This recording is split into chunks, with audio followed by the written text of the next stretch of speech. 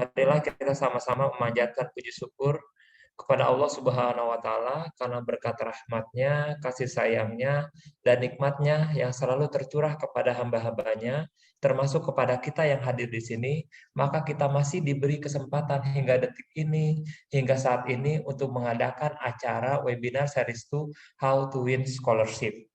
Semoga upaya kita bersama untuk menghadiri acara ini dicatat oleh Allah sebagai amal dan kebajikan. Tak lupa kami selaku Sohibul Bait atau yang mengadakan acara ini mengucapkan terima kasih sebesar-besarnya kepada para peserta webinar yang telah menyempatkan hadir. Sehingga upaya para peserta untuk hadir ke acara kami ini dicatat oleh Allah sebagai amal soleh. Amin ya robbal alamin. Sebagaimana yang kita ketahui semua, bahwa pendidikan adalah hal yang paling penting. Bahkan ada yang mengatakan bahwa pendidikan adalah satu-satunya senjata yang paling efektif untuk memutus mata rantai yang namanya kemiskinan dan kebodohan. Maka dari apa yang saya sampaikan itulah kami mencoba berupaya untuk menghadirkan sesuatu yang bermanfaat bagi kita semua. Bermanfaat bagi kita secara individu, kepada keluarga, masyarakat, bahkan bagi nusa dan bangsa. Ya, baik para peserta webinar, Bapak Ibu, kawan mahasiswa, kita beranjak ke sesi berikutnya, yaitu akan disampaikan oleh teman kita, yaitu oleh rekan dosen kita, Bapak Johan Sahbrudin, MPD. Kepada Bapak Johan, kami persilakan.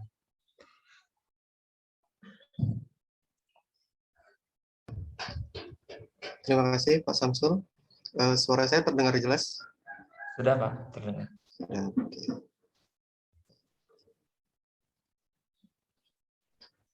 Oke. Assalamualaikum warahmatullahi wabarakatuh. Waalaikumsalam. Waalaikumsalam warahmatullahi wabarakatuh.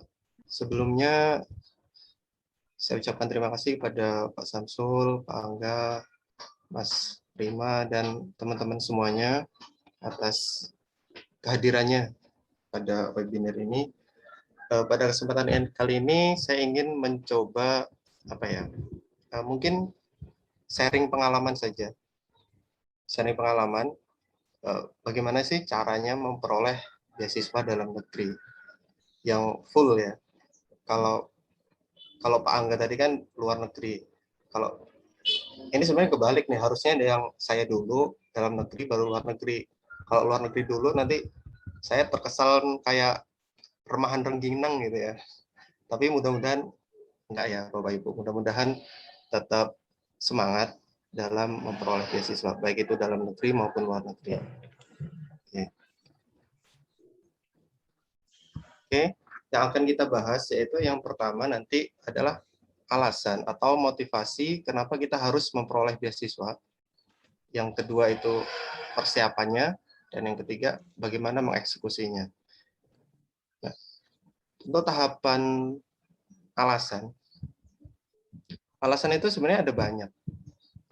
Kalau ini saya coba merangkum dari diri saya sendiri.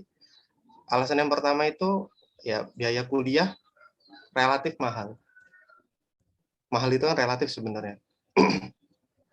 Tapi kalau untuk S3, kalau S3 itu menurut saya emang lumayan mahal. Apalagi biasanya kalau S3 itu kan sudah pada berumah tangga ya. Sudah pada berumah tangga, jadi nggak mungkin dong mengandelin orang tuanya untuk membiayai kuliah kita.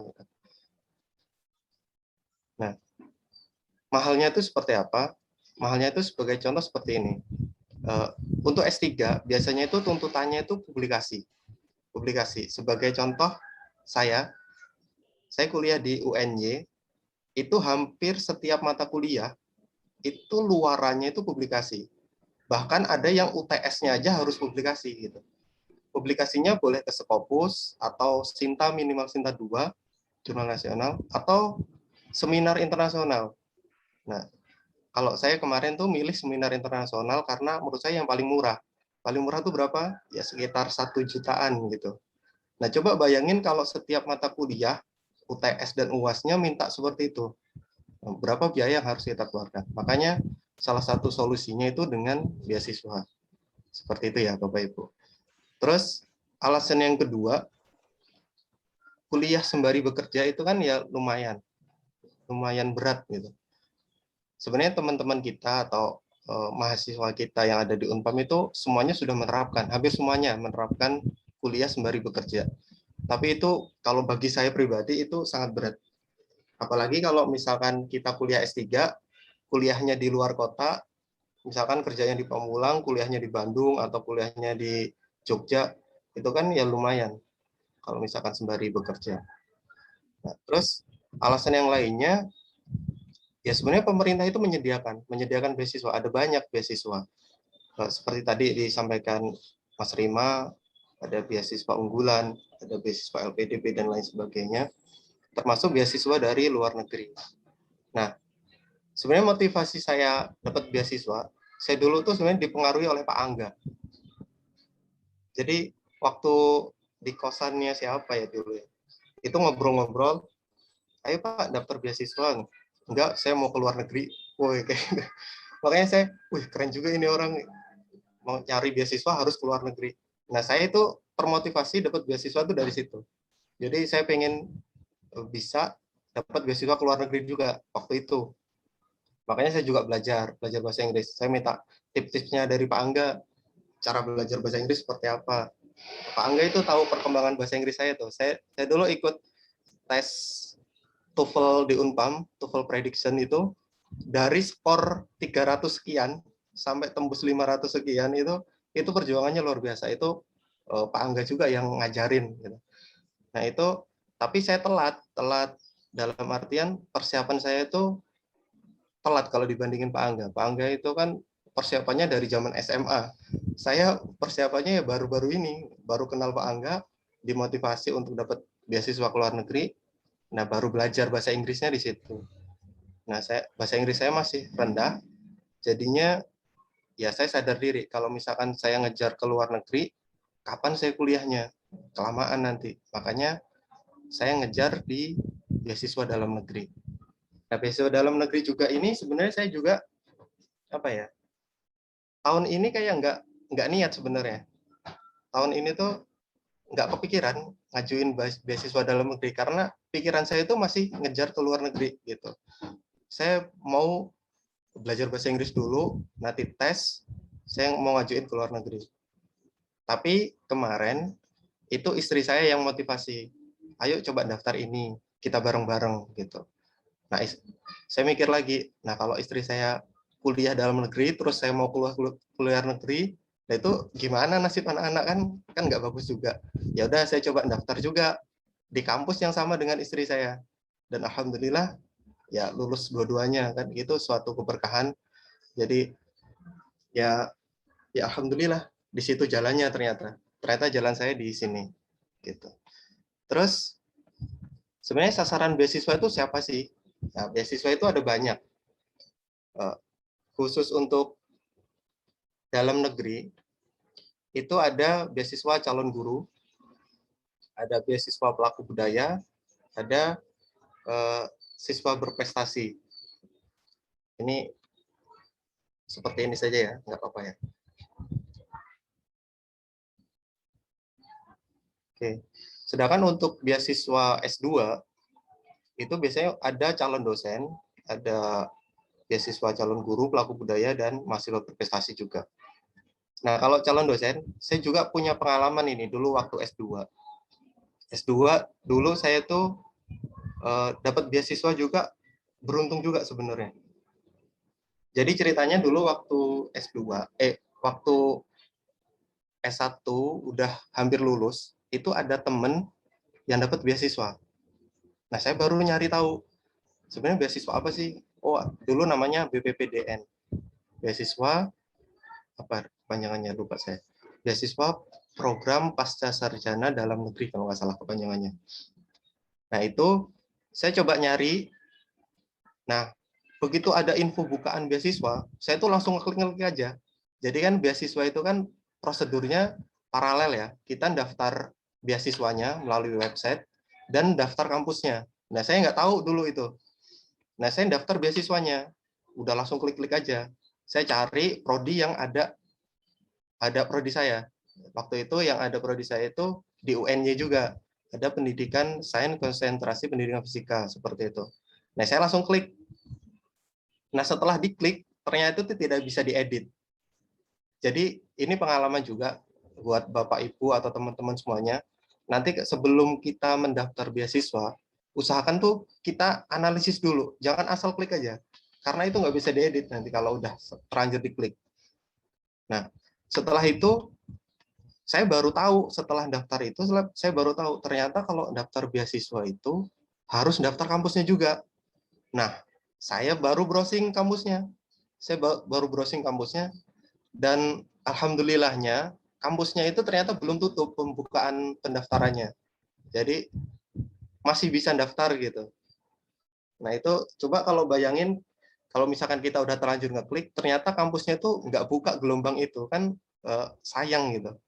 Udah nggak bisa daftar lagi karena waktu kita daftar itu kan biasanya mencantumkan NIK ya, nomor induk KTP. Jadi dan itu ketika sekali daftar ya udah nggak bisa diedit lagi, jadi nggak bisa pakai NIK-nya orang lain seperti itu. Nah, itu saya coba daftar kampusnya. Nah, ternyata dari kampusnya itu masih bukaan, jadi masih kekejar untuk memenuhi berkas beasiswanya. Nah, sedangkan untuk S2 ini, untuk S3 itu jalurnya ada banyak. Ada jalur dosen, ada juga jalur umum sebenarnya. Nah, karena saya udah punya NIDN, makanya kemarin saya coba jalur dosen.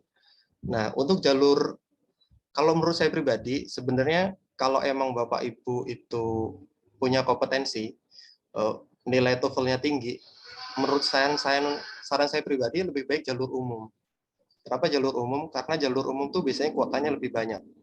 Sedangkan kalau jalur khusus dosen misal, dosennya itu banyak yang ingin kuliah, sedangkan kuotanya sedikit. Jadi peluang untuk lulusnya lebih besaran yang jalur umum. Kalau menurut saya pribadi seperti itu. Oke, masa pendanaan ini untuk kuliah S1 48 bulan, S2 28 bulan, S3 48 bulan, dan seterusnya. Dan ini untuk pengawalan aja supaya memotivasi teman-teman semua. Di sini ada komponen pendanaan. Komponen pendanaannya ini lumayan. Untuk S1 seperti ini, untuk S2 dan S3 seperti ini. Memang nggak sebesar beasiswa luar negeri ya. Tapi ya beasiswa luar negeri besar kan karena emang biaya hidupnya juga besar ya, Pak Angga. Tapi kalau di Indonesia dengan biaya seperti ini, insya Allah masih sisa. Atau kalau misalkan kita hemat, bahkan itu ada pengalaman orang itu beasiswa, satu orang beasiswa itu bisa untuk kuliah 2 orang gitu, karena saking ya mungkin hemat dan ya sisa sebenarnya seperti itu. Oke, terus apa yang perlu kita siapkan? Yang perlu kita siapkan itu, nah ini beasiswa itu biasanya bukaan itu pertengahan tahun, bulan-bulan Mei, Juni, Juli itu. Nah, kalau misalkan Bapak Ibu ingin mempersiapkan itu dari sekarang. Persiapkannya itu yang pertama, prodi tujuan. Bapak Ibu ingin prodi tujuan apa? Nah, dari prodi tujuan itu, misalkan Pak Samsul ingin manajemen, ingin prodi manajemen misal. Analisis dari panduan tahun sebelumnya. Misalkan dari tahun ini, yang buka prodi manajemen itu kampus mana aja. Nah, misalkan dari UI, atau dari mana lagi seperti itu. Nah, itu kita analisis. Nah, setelah itu kita coba buka kapan sih jadwal pendaftaran kampus gitu. Misalnya seperti tadi UI itu biasanya bukanya tuh tanggal berapa sih, bulan apa gitu. Oh, biasanya UI itu bukaan 2 gelombang misal. Gelombang pertama bulan Januari, gelombang kedua bulan Mei misal. Nah, sedangkan beasiswa itu kan tutupnya biasanya bulan-bulan Juli. Nah, berarti kita harus daftarnya bulan apa? Nah, seperti itu harus kita persiapkan dari jauh-jauh hari. Kita analisis. Nah, setelah itu kalau khusus untuk S3 itu ada rencana penelitian. rencana disertasi. Kita harus buat. Karena kalau kita membuat dadakan itu kan kadang susah juga. Dan ini untuk S2 juga biasanya minta juga. Tapi itu tergantung kebijakan kampusnya. Tapi biasanya kampus-kampus bagus itu minta rencana penelitian. Nah, setelah itu yang perlu kita siapkan lagi apa? Yaitu bahasa Inggris. Nah, bahasa Inggris itu ya seperti tadi jelaskan itu ada TOEFL. Tapi kalau khusus beasiswa dosen itu nggak ada TOEFL-nya. Jadi kemarin saya itu waktu 2021 ini itu saya nggak niat daftar itu salah satunya juga karena belum tes TOEFL. Tapi setelah dibaca-baca lagi itu waktu itu mau tes TOEFL waktunya nggak kejar gitu. Terus setelah dibaca-baca lagi ternyata oh syaratnya nggak perlu TOEFL kok, cukup LOE, rekomendasi, surat izin dan lain sebagainya, udah gitu. Ya udah makanya saya daftar. Nah, terus yang perlu disiapkan lagi apa lagi? Yaitu dana. Dana itu minimal dana pendaftaran. Dana pendaftaran itu ya paling nggak sekitar 1 jutaan. Itu untuk pendaftaran dan tesnya. Nah, kalau tahun ini alhamdulillah mungkin berkah pandemi juga, jadi semuanya serba online, jadi saya nggak perlu keluar dana transport untuk tes ke lokasi, jadi cukup tes dari rumah semuanya, udah bisa, termasuk TOEFL juga saya tes dari rumah, alhamdulillah, jadi nggak perlu keluar transport, jadi dananya bisa lebih hemat lagi. Seperti itu, dan dana apalagi yang perlu disiapkan, yaitu dana untuk daftar ulang. Karena biasanya beasiswa dalam negeri itu minta untuk daftar ulang dulu, baru nanti setelahnya diganti, dibalikan gitu. Tapi tetap harus daftar ulang dulu. Tapi itu tergantung kampusnya. Ada kampus-kampus tertentu itu yang nggak minta daftar ulang, jadi langsung dijamin dari LPDP-nya misal. Jadi ya udah kita langsung laporan saja. Saya dapat beasiswa, ini bukti kalau saya dapat beasiswa. Itu kita langsung dikasih PIN untuk login ngisi siakat. Jadi nggak perlu daftar ulang, udah dapat PIN. Gitu. Asalkan ada letter of guarantee itu tadi dari LPDP atau dari beasiswa yang menjamin kita. Tapi nggak ada salahnya juga kita menyiapkan dana, karena bisa jadi kampus yang kita tuju tadi itu nggak mengizinkan kalau nggak daftar ulang dulu. Nah, jadi ada baiknya juga kita menyiapkan dana. Seperti itu. Terus yang kedua, yang berikutnya, apa aja sih syarat untuk beasiswa? Nah, ini syaratnya sebenarnya cukup gampang. Ini TOEFL ini nggak ada ya kalau untuk kasus dosen. Dosen itu nggak perlu pakai TOEFL yang dalam negeri. Jadi cukup ini, ijazah dan transkrip. Ijazah transkrip ini yang asli, kita scan. Terus surat izin.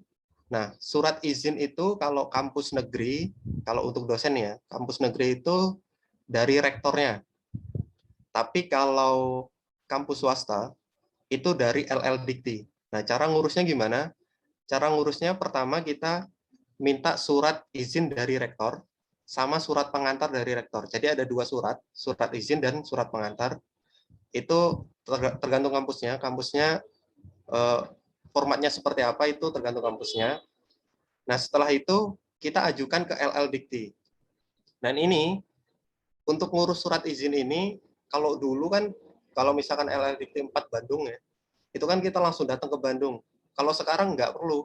Sekarang cukup kita scan, kita kirim WA, kita punya kontak orang LLDikti, kita kirim WA minta tolong buatkan surat izin. Udah nanti dikirim lagi, dapat surat izinnya yaitu yang kita upload. Ya, jadi surat izin ini dari LLDikti atau dari rektor. Terus berikutnya surat rekomendasi. Surat rekomendasi itu sebaiknya dari profesor ya. Profesor entah profesor waktu kita kuliah S1 atau waktu kita kuliah S2 atau dari atasan kita, dari rektor atau dari dekan seperti itu. Nah, itu terus berikutnya personal statement. Personal statement sepertinya Pak Angga juga sudah menjelaskan. Tadi ada di YouTube-nya beliau juga personal statement yang bagus itu seperti apa. Terus yang syarat yang paling penting juga itu LOE. Jadi seperti yang saya jelaskan tadi di awal, Jadi sebelum kita mendaftar beasiswa, pastikan dulu kampusnya itu masih buka pendaftaran pada tanggal itu. Jangan sampai pendaftarannya atau pengumuman kampusnya itu terlewat daripada penutupan beasiswa. Gitu. Jadi waktu kita daftar beasiswa kita harus sudah diterima di kampusnya. Kalau kampus itu biasanya membuka gelombang banyak. Gelombang 1 itu biasanya bulan Januari. Kalau emang Bapak Ibu sudah niat dari sekarang, dari bulan Januari daftar kampusnya nggak masalah, yang penting udah megang LOE dulu. Dan nanti perkara daftar ulang itu ada triknya juga Bapak Ibu. Jadi kita bisa minta penundaan. Kita bisa minta penundaan daftar ulang. Seperti kemarin tuh saya minta penundaan sampai 3 kali. Karena yang pertama saya minta penundaan, ternyata belum pengumuman. Saya minta penundaan lagi, seperti itu. Jadi minta penundaan itu biasanya diizinkan sama kampus. Bahkan ada kampus yang bagus banget itu di UM, Malang. Di Malang itu dia malah ini, kampusnya itu memberikan informasi seperti ini, nggak daftar ulang nggak apa-apa, tapi kalau nanti resmi dapat beasiswanya, nanti kami bantu untuk mengurus daftar ulangnya, seperti itu. Jadi benar-benar yang penting kita keterima di kampusnya, nggak daftar ulang nggak masalah, nanti ketika dapat beasiswa baru kita ngurus, seperti itu. Dan dibantu oleh pihak kampusnya, kalau emang kita dapat beasiswa, seperti itu. Terus berikutnya, ini beberapa contoh berkas seperti tadi. Jadi kalau kita mau mengajukan surat izin ke Dikti, itu syaratnya 2 ini, ke LL Dikti, surat pengantar dari kampus dan surat izin dari kampus. Ini kita scan, kita kirim WA aja nggak apa-apa. Nanti dari LL Dikti dapat balasan, nah itu yang kita upload. Terus ini contoh surat rekomendasi, seperti itu. Mungkin itu saja, lebih kurangnya saya mohon maaf. Saya kembalikan ke Pak Samsul. Terima kasih.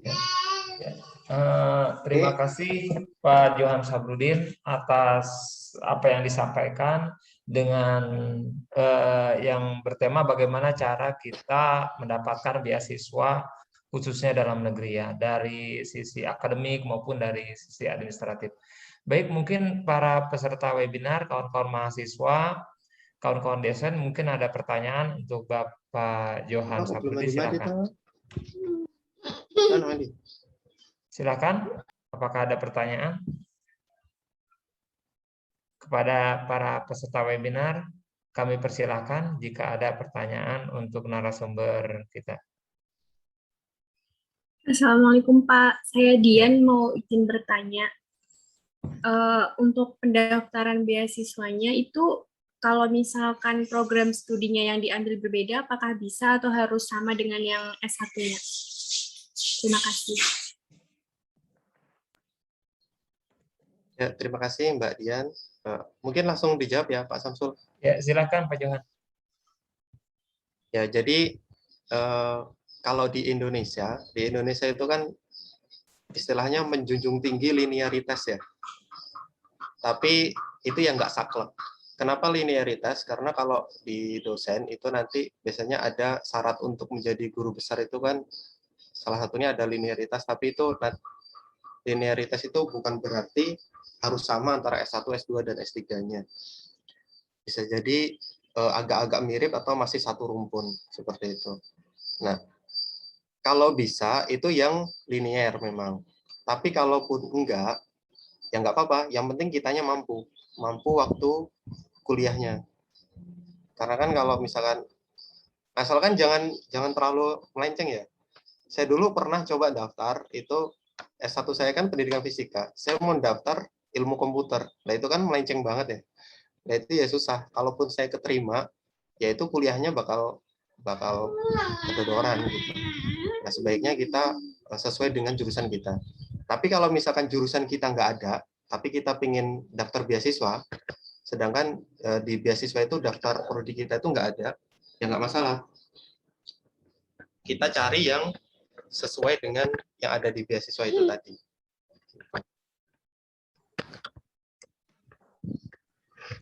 Ya, Seperti itu ya, Dian, Mbak Dian. Terima kasih atas pertanyaannya.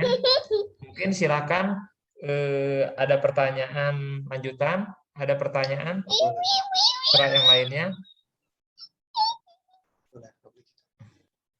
terkait tentang bagaimana cara kita mendapatkan beasiswa. Yang mana dalam hal ini Pak Johan menitik beratkan bagaimana cara kita meraih beasiswa dalam negeri.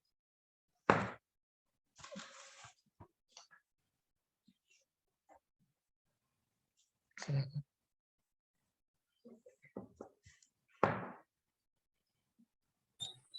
Selamat Ya. pagi, Pak. Izin Oh iya, bertanya. silakan Alfian. Oke. Ini agak sedikit melenceng pertanyaan saya. Cuman saya minta pendapat aja dari Bapaknya. Sekitar 2 tahun yang lalu, saya pernah ada satu case seperti ini. Banyak sekali memang beasiswa yang disediakan oleh universitas maupun pihak swasta. Cuman untuk administrasi dan lain sebagainya menurut saya agak rumit ya. Nah, di sini case-nya kayak gini. Ada satu anak yang memang dia dibilang pinter juga masih yang biasa aja. Namun semangat buat sekolahnya itu tinggi. Dia tuh pengen dapat beasiswa seperti kayak APBN dari negara dan lain-lain sebagainya. Namun dari pihak seperti desa ataupun pemerintah itu selalu mewajibkan bahwa setiap orang yang mendaftar beasiswa untuk orang miskin tuh harus benar-benar yang miskin. Sedangkan case-nya adalah orang tuanya itu mampu. Namun orang tuanya itu tidak terlalu mementingkan pendidikan, sedangkan anaknya itu sangat ingin sekali untuk bersekolah. Nah, tanggapan Bapak mengenai situasi hal tersebut bagaimana ya? Ya, silakan Pak Johan dijawab. Ya, terima kasih. Baik sekali ini pertanyaannya Pak Johan. Mbak Alfiana. Nah, saya juga bingung ini jawabnya. Tapi yang Apa jelas perlu diulang pertanyaannya Pak Johan? cukup jelas. Oh, cukup, silakan. Jadi memang ya, dukungan orang tua itu sangat penting dalam pendidikan. Tapi kalaupun orang tua kurang mendukung, hal yang pertama kita lakukan itu yang pertama harus minta doa restu dulu. Karena ya saya juga pengalaman itu kalau waktu daftar kuliah, daftar S2, daftar S3, itu saya juga minta doa restu dulu sama orang tua. Pak, Bu, misal gitu. Saya ingin kuliah. Itu biasanya langsung dijawab sama orang tua. Kalau mau kuliah, Bapak nggak ada dananya. Paling kayak gitu ya, biasanya. Ya, saya nggak minta dana dari Bapak. Saya minta doanya supaya saya dapat beasiswa. Seperti itu. Jadi, doa restu dari orang tua itu penting. Pertama kita omongin dulu, saya pengen seperti ini. Di sini ada beasiswa loh. Kalau misalkan lolos beasiswa, saya nggak perlu ngerepotin orang tua. Bahkan saya bisa ngirimin orang tua, karena sisa itu, beasiswa itu biasanya sisa. Seperti itu. Jadi saya mohon doanya supaya lolos beasiswa, mohon doanya supaya saya boleh kuliah lagi, seperti itu. Jadi intinya yang penting anaknya semangat untuk kuliah. Masalah orang tua nggak menyetujui, itu sebenarnya bukan nggak menyetujui sih, mungkin lebih tepatnya eman-eman di biayanya. Makanya kita omongin dari awal, supaya diizinkan, supaya direstui. Intinya seperti itu. Nah, setelah kita dapat restu dari orang tua, kita coba cari beasiswa. Karena kita kan nggak mau ngerepotin orang tua tadi ya. Jadi kita cari beasiswa. Beasiswa itu emang ada beasiswa yang khusus masyarakat maaf ngomong miskin seperti itu. Tapi itu biasanya ada syarat harus melampirkan KIP seperti itu ya. Nah makanya kalau bisa kita nyari beasiswa yang umum-umum aja, yang semua orang boleh, semua orang berhak untuk mendapatkannya. Nah salah satunya ya dengan syarat-syarat tadi, misalkan IPK-nya. Kalau beasiswa itu biasanya memang ada IPK minimal. IPK minimal ya 3, seperti itu. Makanya kalau kuliah, ya sebandel-bandelnya kita, kalau bisa ya IP minimal ya 3, kita dapat gitu. Walaupun bandel, ya tetap tugas dikerjakan, seperti itu. Terus, bahasa Inggris. Kalau bahasa Inggris, ada yang mensyaratkan, ada yang enggak. Seperti tadi, contoh, misalkan untuk dosen itu enggak mensyaratkan bahasa Inggris. Tapi ya nggak ada salahnya juga kita belajar gitu. Nah, kita belajar dari sekarang. Saya dulu belajar bahasa Inggris dari skor di bawah 400 sampai tembus 500. Itu nggak lama kok, cuman butuh waktu ya sekitar 1 bulanan lah kayaknya. Jadi apalagi persiapannya dari sekarang sampai nanti pembukaan beasiswa, taruhlah pertengahan tahun, berarti butuh waktu sekitar 6 bulan tuh. Belajar bahasa Inggris, ya insya Allah bisa. Waktu 6 bulan bisa dapat skor di atas 500. Terus apalagi rekomendasi, syarat rekomendasi dari dosen. Jadi waktu kita kuliah S1, kalau bisa itu jangan meninggalkan kesan buruk gitu. Jadi ketika kita ingin minta rekomendasi ke dosen kita, itu enak. Jadi kita tinggal balik, atau bahkan saya kemarin minta rekomendasi itu cuma modal WA loh. Modal WA, Pak, saya mau kuliah, minta rekomendasinya. Dikirimin berkasnya gitu. Seperti itu. Terus apalagi minta izin atasan kalau udah bekerja. Nah, kalau kita bekerja juga, kalau bisa ya deket juga sama atasan. Jadi ketika kita minta izin, gampang. Seperti itu. Mungkin itu saja Mbak Alfiana. Atau ada lagi yang mau ditambahkan? Silakan. Gimana Mbak Alfiana? Ada pertanyaan? Sudah cukup ya? Oke. Termotivasi ya untuk mendapatkan beasiswa ya, Fiana? Ingin kuliah selanjutnya. Iya, mudah-mudahan tercapai. Baik, teman-teman mahasiswa, teman-teman dosen, mungkin ada pertanyaan selanjutnya untuk Pak Johan terkait materi kita. Silakan.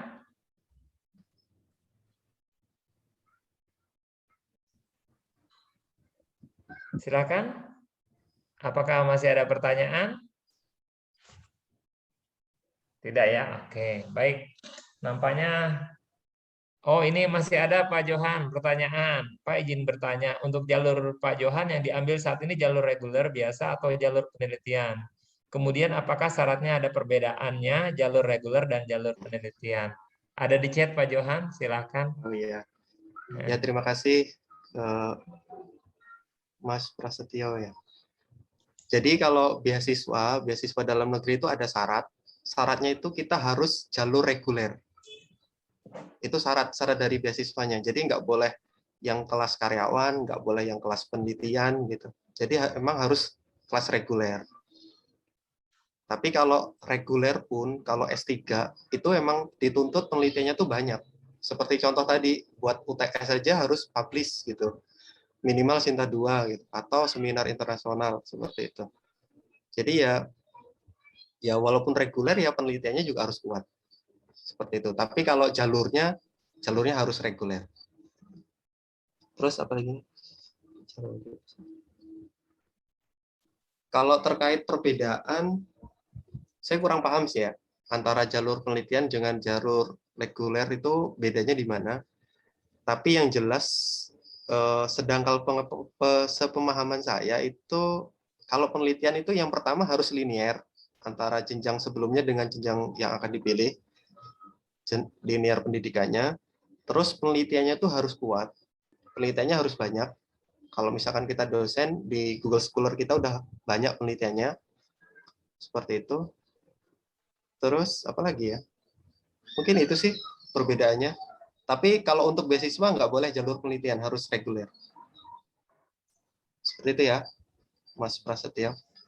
Ya, baik teman-teman dosen atau mahasiswa, para peserta webinar kita kali ini mungkin masih ada pertanyaan? Untuk pertanyaan terakhir untuk Pak Johan. Ya, Pak Johan nih ada pertanyaan dari Muhammad Adari. Umur maksimalnya berapa Pak Johan nih untuk mendapatkan beasiswa? Kalau beasiswa S3 umur maksimal 40 ya. Oh, tapi dengar-dengar itu lagi digodok lagi karena banyak yang protes. Karena kan ada kampus-kampus itu yang nggak mengizinkan dosennya untuk segera kuliah. Harus gantian gitu ya.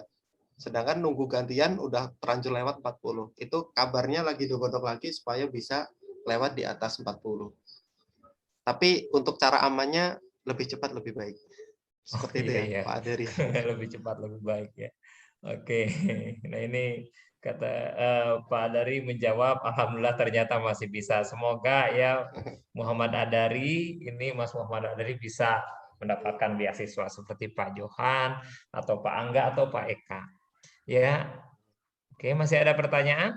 Apakah masih ada? Oke. Ya, mungkin tidak ada pertanyaan lagi ya. Kalau tidak ada pertanyaan lagi, kita percepat selesainya webinar kita.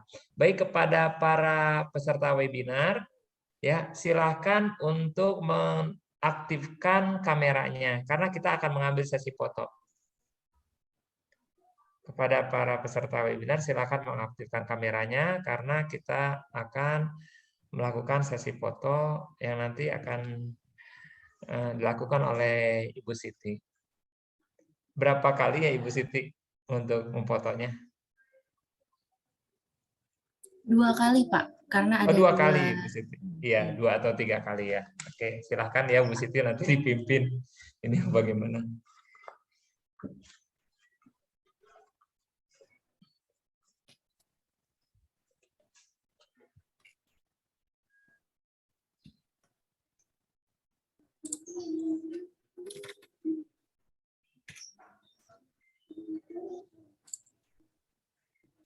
Baik, slide 1 sudah, kita lanjut ke yang kedua. Mohon yang masih belum membuka untuk mengaktifkan kameranya.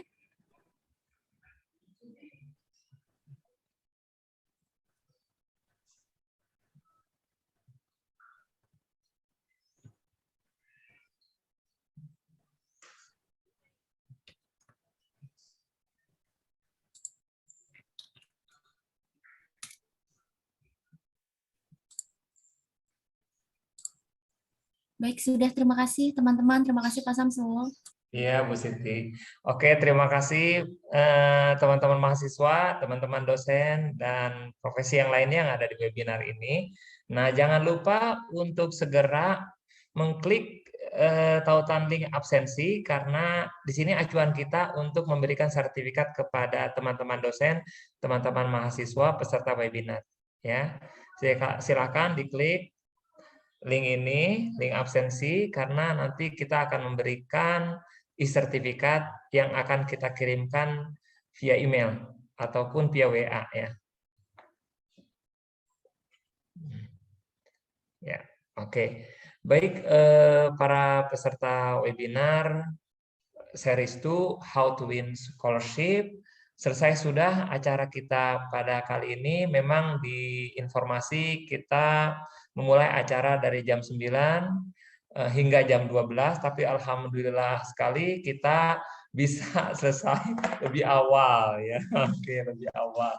Nah, special thanks to Pak Angga yang awalnya tidak dicantumkan sebagai narasumber, tapi Pak Angga ini berkenan ya untuk memberikan ilmunya bagaimana cara mendapatkan scholarship dari luar negeri, dan Pak Angga sekarang sedang berada di Amerika ya Pak Angga ya, sudah memberikan ilmunya. Kepada narasumber juga Pak Eka Rima Prasetya, terima kasih atas telah share ilmunya. Pak Johan, terima kasih sekali atas share ilmunya. Semoga ilmunya yang telah diberikan oleh narasumber kita, Pak Eka, Pak Johan, dan Pak Angga bisa bermanfaat bagi kita semuanya, dan kita bisa mendapatkan beasiswa seperti apa yang telah mereka gapai ya selama ini. Baik, saya rasa sudah selesai. Marilah kita tutup acara kita ini dengan mengucapkan hamdalah. Alhamdulillahirrabbilalamin. Wabillahi taufiq wal hidayah. Wassalamualaikum warahmatullahi wabarakatuh. Waalaikumsalam. Waalaikumsalam. Terima kasih Pak Samsul, Iya, Pak Eka, terima kasih Pak semuanya. Angga, Pak Johan, terima kasih. Ya, ya, ya. Mohon izin live. Ya, oke silakan.